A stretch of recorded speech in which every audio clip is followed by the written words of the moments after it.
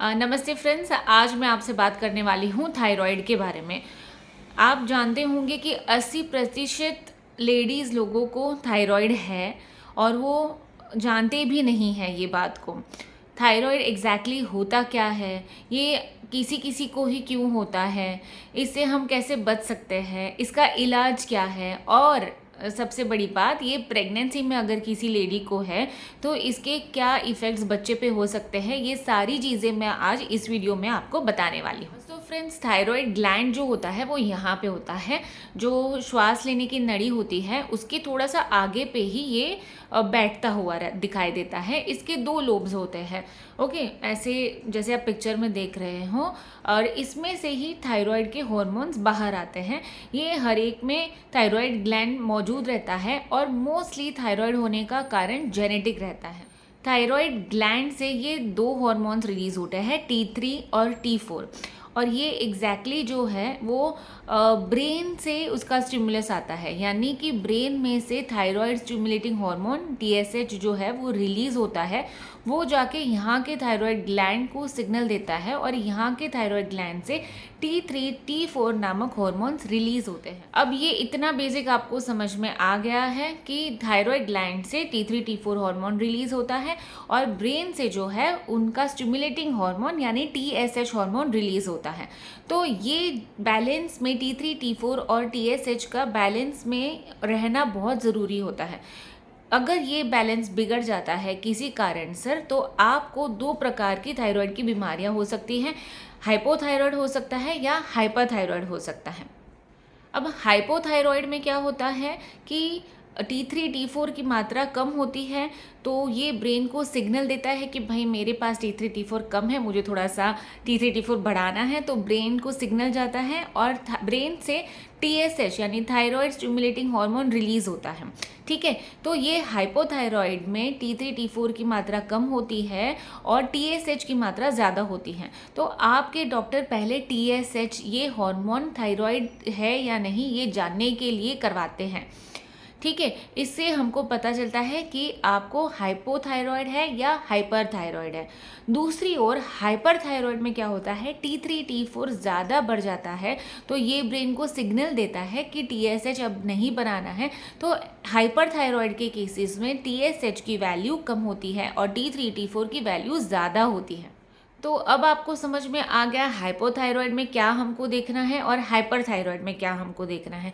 पर ये thyroid exactly अपनी बॉडी में करता क्या है? थायराइड सबसे पहले तो अपने बॉडी का टेम्परेचर रेगुलेशन में बहुत इंपॉर्टेंस रखता है।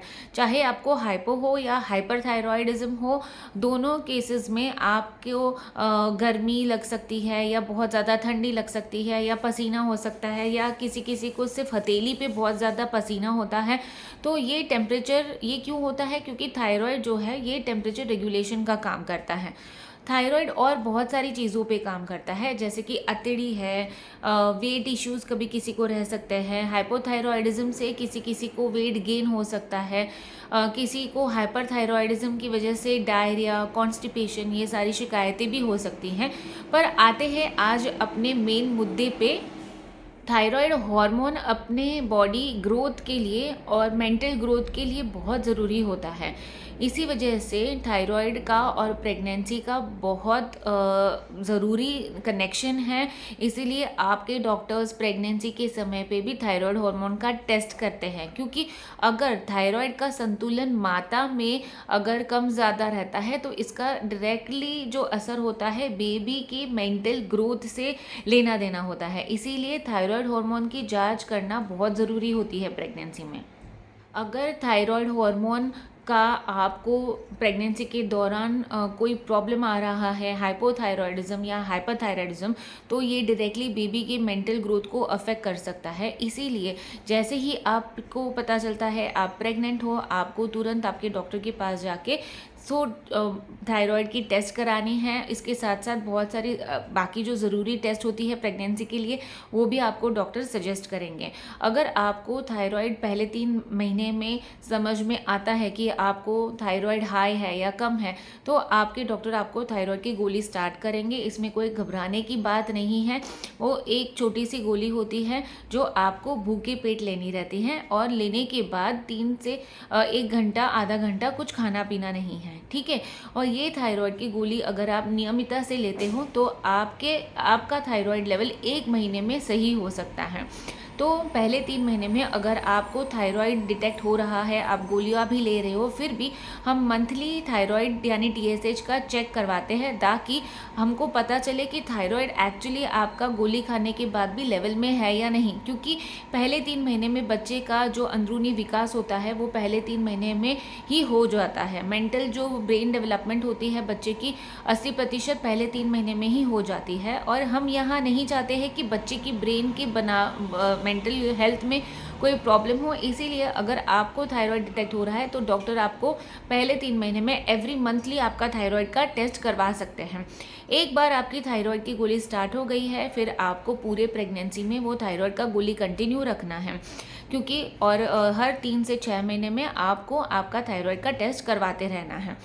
अभी डिलीवरी के समय पे थायराइड इतना इम्पॉर्टेंट क्यों है? कभी कभी थायराइड होने की वजह से बच्चे में मिसकैरेजेस के भी चांसेस होते हैं, प्रीटर्म डेवलपमेंट यानी प्रीटर्म डिलीवरी के भी चांसेस हो सकते हैं, बच्चे की ग्रोथ कम हो सकती है यानी IUGR के भी चांसेस हो सकते हैं। ये सारे कॉम्प्लिकेशंस अगर थायराइड सही से कंट्रोल में नहीं रखा है, लापरवाही की है थायराइड की जांच में प्रेगनेंसी के दौरान, तो ये सारे कॉम्प्लिकेशंस डिलीवरी के दौरान हो सकते हैं।